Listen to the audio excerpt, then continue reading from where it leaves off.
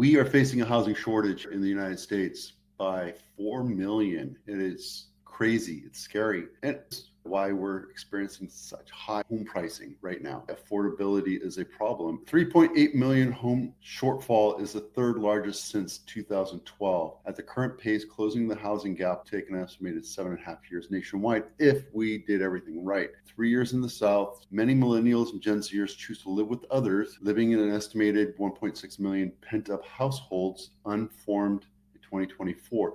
More than a decade of underbuilding has left the U.S. with a shortage of nearly 4 million homes. Guys, that's the huge problem. It's not the rates, it's not the demand, it's not the lack of inventory for resale, it's housing, new housing starts. And I've talked about this for years about how our home builders are not building enough houses. And why? It's just there's not enough reason for them to do it. There's not enough financial incentive for them to do that. When they go to places like San Jose, it becomes a painful, arduous program of having to go through the permitting process and paying off these guys to make sure that this gets done. And not just San Jose, it's San Francisco, all the big metropolitan areas, they have their hands out saying, grease the palm. And that's the problem. That's exactly what's happening in Southern California when we had those fires this last month. And Trump, however you like him or not, he came down and said, look, you got to knock out all this. It's just clear the clutter, get it done, get these people living again. One person to build a house and it takes 4 years to do that. That's ridiculous. Builders do it quicker, but their planning process is about that long.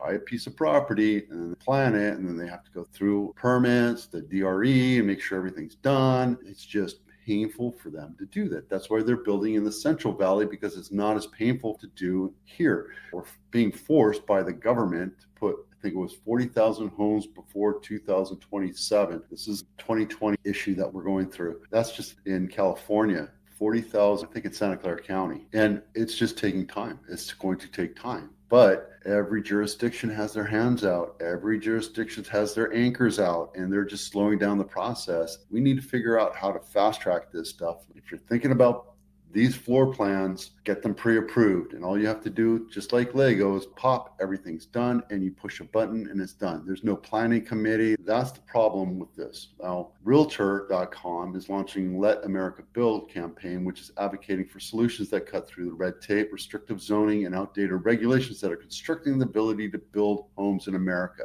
The initiative calls on lawmakers to make bold pro-building choices. I love that idea.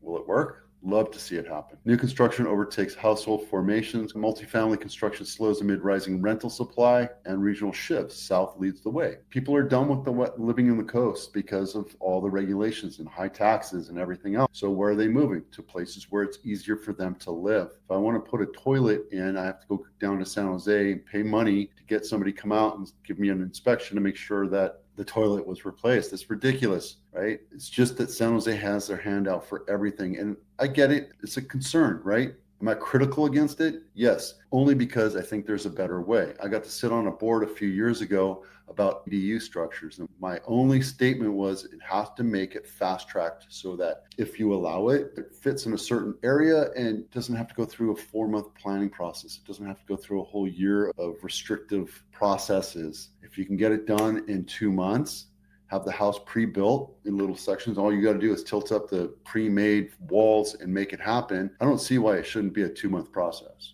Has always led the charge of getting better.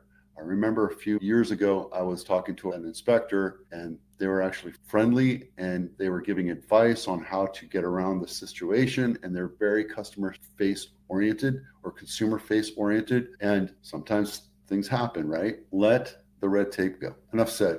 This segment of this episode is brought to you by the Home Inspection Checklist. If you're thinking about selling today, 6 months or 6 years, get this home inspection checklist downloaded because it'll get your honey-do list started. You don't want to sell a house with a ton of things to fix or repair for the buyer or for the inspector to call out. I just went and looked at 5 or 6 houses in Henderson, Nevada for my parents, and we settled on the best looking house. That's because they wanted this house. I was looking at the one that needed the most work, but that's their mindset. They want to have a house that is completely turnkey. They don't have to fix anything. Brand new appliances, new kitchen, new bathrooms, new flooring. It's just done. You don't have to worry about it. It's done. Move in. Some people want to have a house. I'm a DIY house kind of guy. So anyway, that's what they wanted. We put an offer on it, and we looked at houses that was semi-turnkey, but it was done kind of crappy. And there were some were just left as is. And then there's ones that were completely turnkey. And I tell you, turnkey is the way to go. And if you're going to say, no, I don't want to spend $150,000 on getting my house, just price the house correctly. That's all I'm going to say there. All right.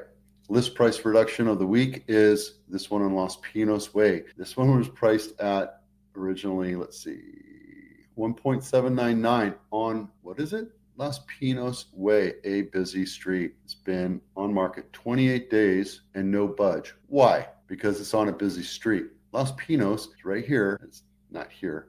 Los Pinos is a busy street, right?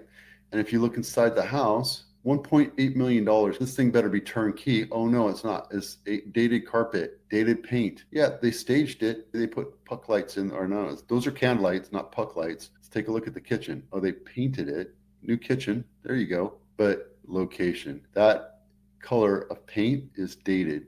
Those carpets are dated. The bathroom cabinets are dated. If you're going to ask for a premium, $1.9 million for a house on a busy street, mind you, it's right at an intersection where there's stop signs, which is an immediate turnoff, and you're going to ask for a premium, your house better be completely turnkey. It has a pool, great. Big backyard, great. But I'm telling you, dated carpet, dated paint, that should have been torn out. The kitchen's nice, but the bathrooms are all old. That's why it's sitting on the market. You're not going to sell this thing for more than 1.5, and it hurts the neighborhoods. I can tell you that the agent probably suggested 1.5, 1.6 to start, and the seller was like, no, my house is worth $2 million. $1.8 million they listed, and it's still on market after 28 days. Buyers know the price is overpriced for the condition, and when they walk in there and they're on a busy street, let's get a little closer. There's a 3-way stop sign right here. I drive through it 2-3 times a day because I live right here. I go to the gym,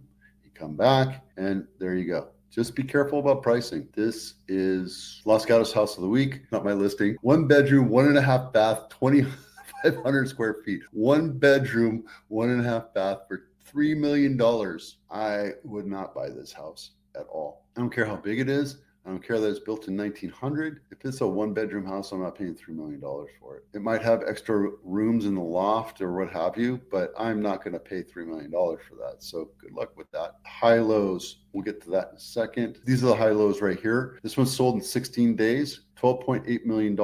It's Laverne Way in Los Altos, not my listing, which it was. $11 million. It sold for $11.7 million. 7-bedroom, 8.5 bath, 6,500 square feet, and with an 850 square foot ADU. Looks like it built in 2025, brand spanking new. And let's take a look at the pictures here. Worth every penny. So this one sold for a little bit less than list price, but that's probably because it was on market for a while. The market's contracting a little bit in certain areas, and I get it. 16 days on market, you take it and go. Let's take a look at this one right here. This is the lowest sold price and the lowest list price to sales price ratio. The original list price was $2.2 million. It took 186 days to sell. It's in Los Gatos. Eventually sold for $300,000. So if something went wonky here, there's downtown Los Gatos, and there it is. I can't tell you whether or not it was in distress. We'll take a look inside. I would have bought this for $300,000 in a heartbeat. Looks like it needs a little bit of work. Yeah, look at that. You're paying California Fair Plan for this. It's a dirt road. Somebody actually took this and started to work on it, and then they stopped for whatever reason. I wish I saw that one in a heartbeat. I would love to buy that for $3